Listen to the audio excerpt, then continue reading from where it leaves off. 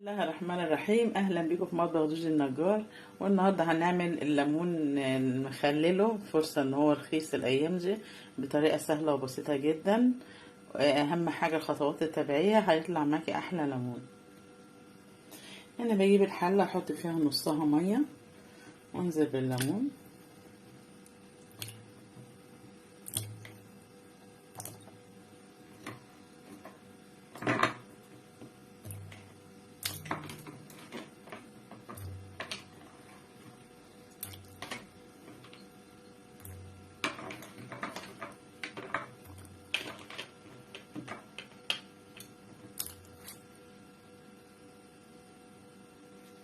وهرفعها على البوتاجاز. انا مش هغليه كتير، يعني دوبك غلوه والتانية ابدا اطفي عليه عشان لما يجي املحه ويقعد الوقت بتاعه ما يتهريش مننا، يعني ما تقدريش اولع عليه النار كتير كتير، هي غلوه والتانية وبس.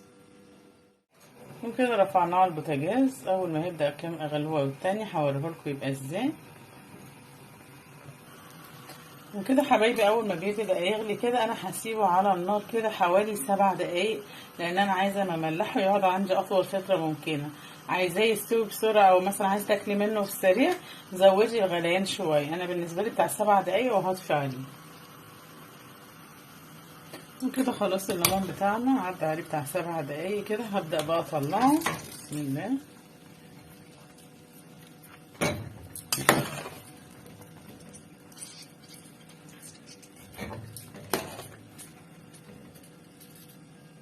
انا كده طلعت الليمون، بس الميه دي انا هخليها مش هرميها دلوقتي، على اساس ايه هتنفعني وانا بملح الليمون.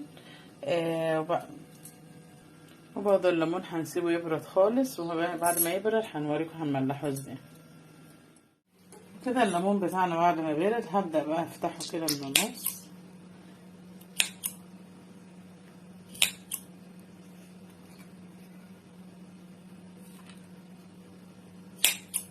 فتحة بسيطة عشان ايه كل تتبيلة تخش فيه.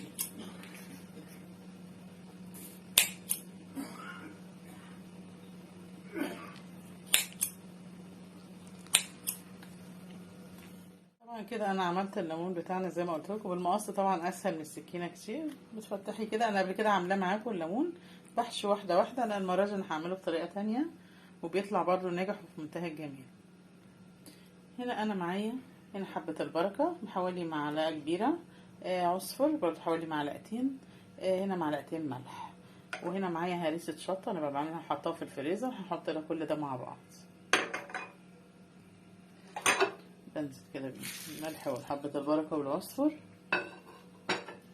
وهريسة الشطة، وبقلب كل الكلام ده مع بعض.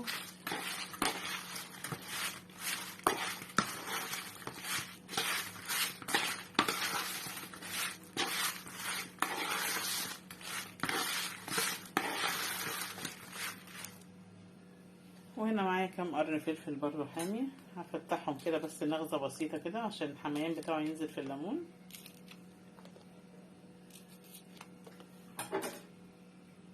طبعا شفتوا جمال الليمون ما شاء الله، كله اختلط ببعضه في منتهى الجمال اهو. هبدأ بقى اجيب هنزل بالليمون تاني.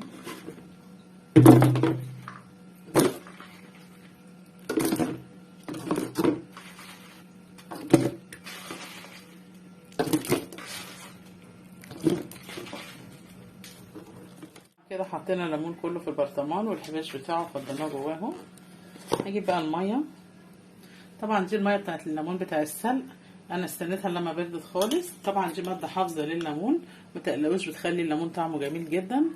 هنحط بقى كده حوالي، احنا حاطين معلقتين في الاول ملح، هنحط كمان ايه هنا حوالي 3 معالق ملح، واقلبهم كده كلهم مع بعض. يعني كده المجموع بتاعنا كله بتاع 5 معالق. ومعانا برضو معلقه سكر اهي، نحطها برضو مع الميه. ده بعد ما دوبنا الملح والسكر، معلقه السكر طبعا ماده حافظه مع ميه الليمون، ماده حافظه تحافظ لك على المخلل، يعني السكر بيحافظ على المخلل، خصوصا كمان الخيار بطريقه جميله يعني. هبدا بقى كده نجيب البرطمان. بسم الله.